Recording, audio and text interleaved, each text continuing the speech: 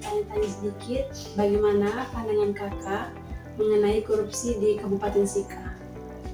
Menurut pandangan saya sebagai masyarakat yang ada di Kabupaten Sika ini, karena menurut pandangan saya terjadinya korupsi di Kabupaten Sika ini semakin marak, semakin meningkat. Itu yang pertama itu kekurangan kesadaran pada oknum-oknum tertentu atau pejabat-pejabat tertentu. Contoh di Kabupaten Sika ini terjadinya kasus korupsi.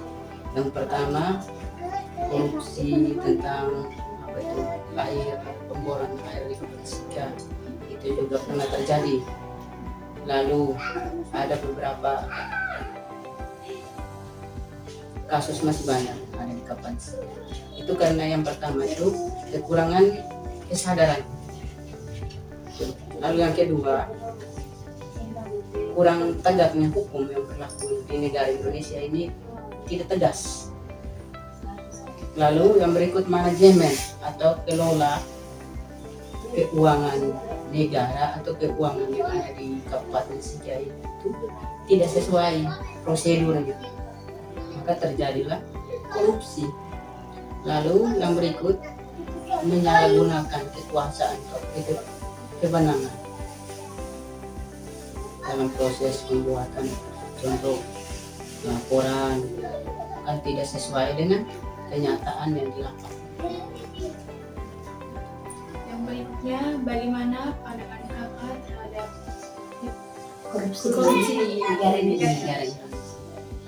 Kalau di negara Indonesia ini kita omong tentang kasus di negara Indonesia tentang korupsi ini semakin banyak sekarang ini, semakin ya dibilang negara Indonesia ini nomor 1 lah ini maupun di dunia.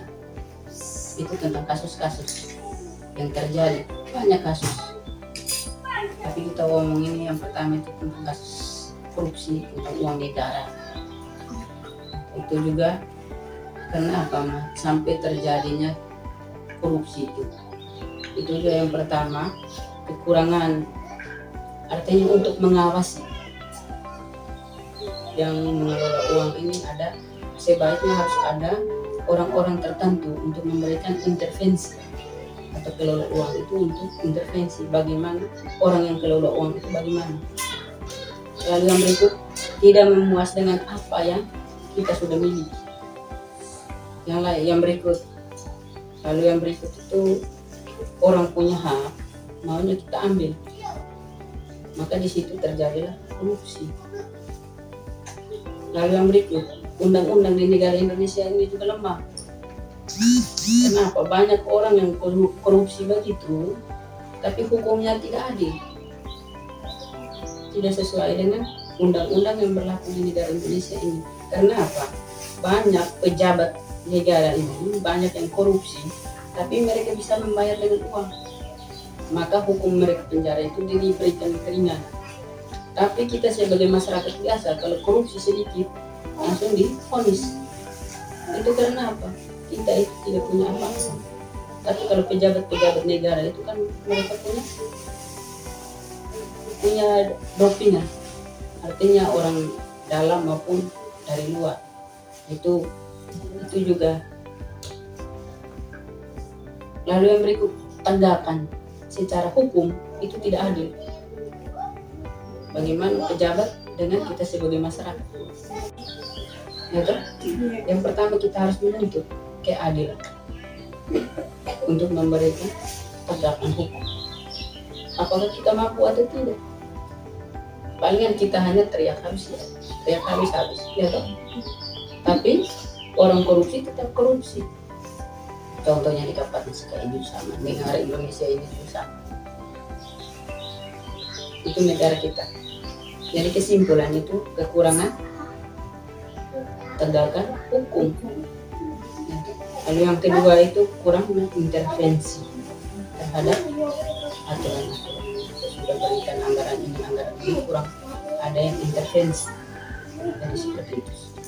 Jadi kami minta pendapat kakak lagi, bagaimana sampai korupsi itu bisa terjadi? Sampai korupsinya itu terjadi, yang pertama itu tidak Artinya dia tidak memuas dengan apa yang sudah ada. Contoh saya ini gaji, contoh saya ini gaji satu bulan itu 5 juta. Tapi saya tidak puas. Tapi saya tidak puas. Lalu dengan caranya bagaimana supaya saya dapat lebih dari 5 juta itu? Yaitu dengan cara manipulasi data. Nah, manipulasi data itu artinya saya tipu. Itu buat laporan tipu, laporan. Contohnya ya laporan palsu. Contohnya ya buat ini harganya 5 juta tapi saya buatnya 10 juta. Dan di situ dari muncullah sebuah korupsi.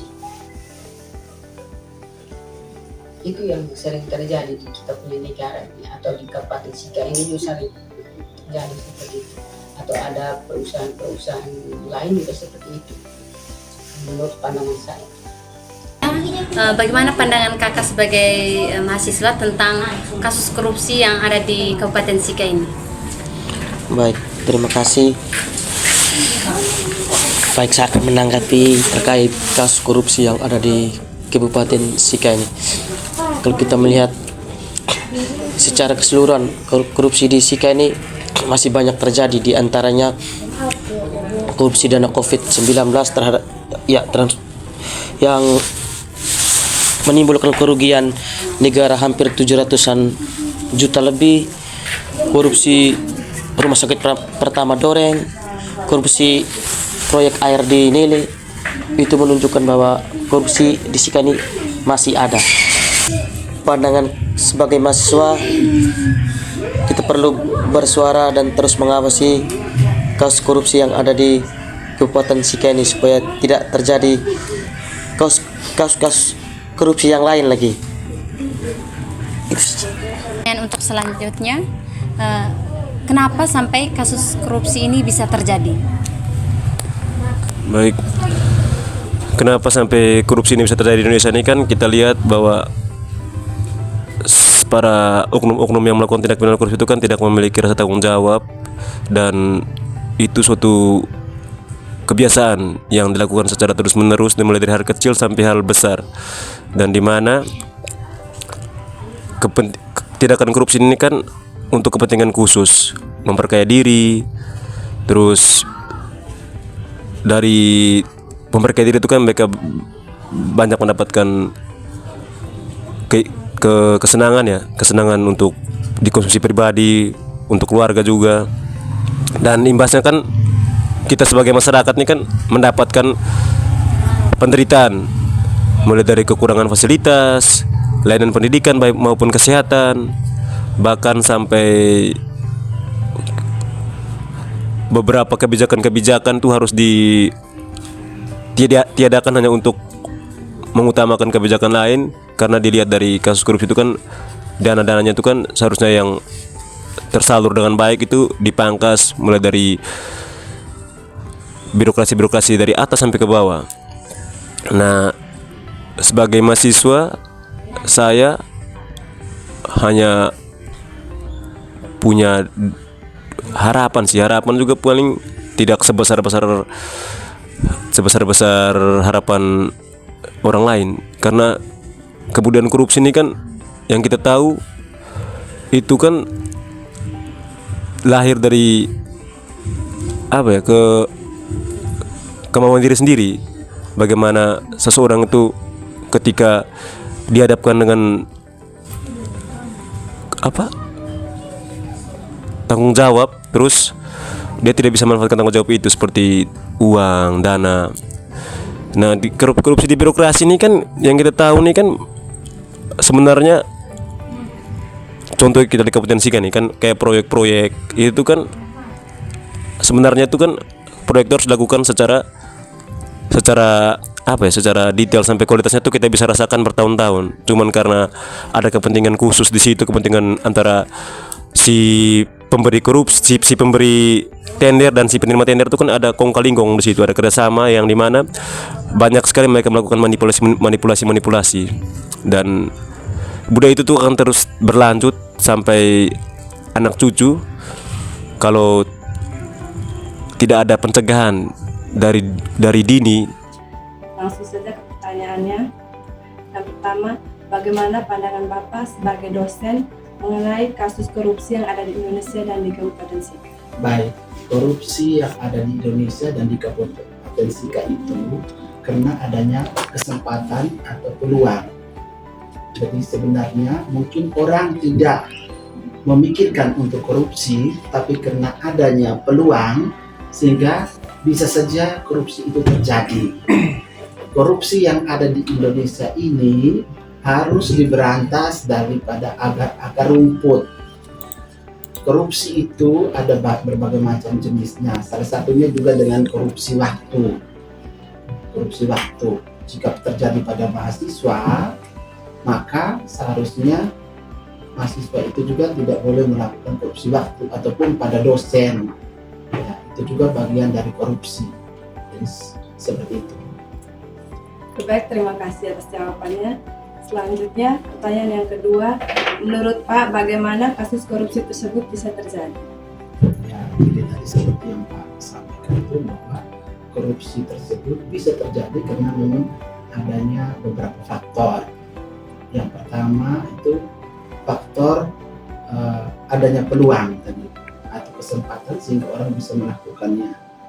Yang kedua ada himpitan atau kebutuhan yang mendesak yang mengharuskan orang itu untuk melakukan korupsi. Contohnya seperti permasalahan ekonomi yang terjadi di dalam keluarganya. Terima kasih. Itu aja. Baik, terima kasih Pak. Terima kasih. Langsung saja ke pertanyaannya. Yang pertama, bagaimana pandangan Bapak sebagai aparat penegak hukum terkait kasus korupsi yang ada di Indonesia? Kalau Indonesia memang terlalu jauh kayaknya. Sebenarnya korupsi di Indonesia ini harusnya tidak ada. Korupsi itu sampai ada itu mungkin karena keinginan seseorang itu mungkin melebihi dari pendapatannya, makanya dia harus korupsi. Kalau dia berkecukupan pasti tidak mungkin dia korupsi kan, karena dia selalu merasa kekurangan makanya dia korupsi. Makanya kalau menurut saya hidup itu sesuai dengan apa yang kita miliki saja, tidak usah sampai berlebihan lah. Kalau kita terlalu berlebihan berarti kita harus korupsi. Mungkin begitu saja dari saya. Terima kasih Pak. Ada lagi? Ya, ada lagi pertanyaan yang kedua. Pandangan Bapak juga terkait korupsi yang ada di Kabupaten Sika ini. Oh, di Kabupaten Sika ya? Aduh, ya seperti sama juga sih sebenarnya menurut saya. Saya sebenarnya tidak bisa omong apa-apa sebenarnya. Saya juga tidak tahu tentang korupsi. Kalau korupsi itu sebenarnya ya sama korupsi di Kabupaten Sika juga karena mungkin dia merasa kekurangan, mungkin pendapatannya dia kurang atau mungkin utang mungkin. Akhirnya tuntutan ekonomi ini makanya hati seseorang tergerak mungkin mau ambil lebih, akhirnya terjadi korupsi. Atau mungkin setan tolak. Ini barang kan kita tidak tahu karena melihat uang atau dana yang begitu banyak akhirnya orang tergiur dengan hal tersebut. Ya saya juga ya begitu loh, namanya kita manusia toh. Tapi tidak semua juga orang korupsi itu. Korupsi ini kan orang-orang tertentu saja mungkin ekonominya lagi kurang bagus akhirnya sampai seperti itu. Tapi tidak semua orang itu korupsi. Terus saja saya tidak hobi yang korupsi. Terus bagaimana? Oke, terima kasih. Selanjutnya, menurut Bapak, kenapa sampai kasus korupsi itu bisa terjadi? Itu tadi ada. Saya sudah jelaskan itu ada. Kalau menurut saya kasus korupsi itu ada itu kemungkinan kalau yang menurut saya itu karena kebutuhan seseorang itu melebihi dari apa yang dia dapat. Mungkin gajinya itu dia rasa kurang, tapi kebutuhannya melebihi, akhirnya mau tidak mau setan tolak dia korupsi. Nah begitu. Kalau berani kebutuhan pendapatannya dia itu cukup saja, saya rasa korupsi itu tidak ada.